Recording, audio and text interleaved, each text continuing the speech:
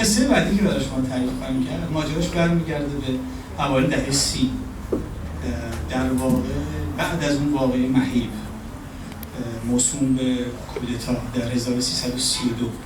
همه ایران تقریبا بعد از واقعه 1332 28 مرداد حداقل اونجور که ادبیات ما نشون میده، شعر شاعران برجسته ما نشون میده، تبدیل شد به یک زمستان سخت و طولانی.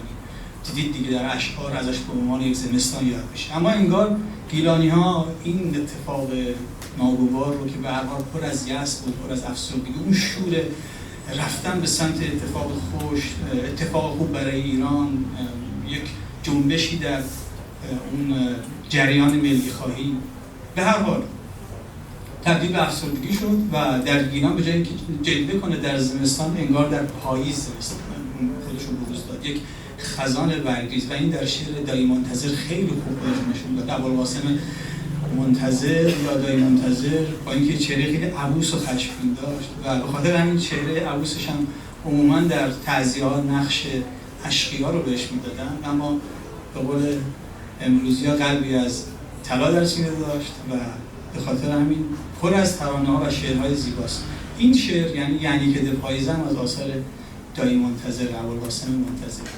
در این شعر اشاره میکنه که اینم اشاره کنم از اولین گویندگان رادیو رشت بود. در این شعر اشاره میکنه که دیگه هوا سرد شده و میره به سمت زمستان.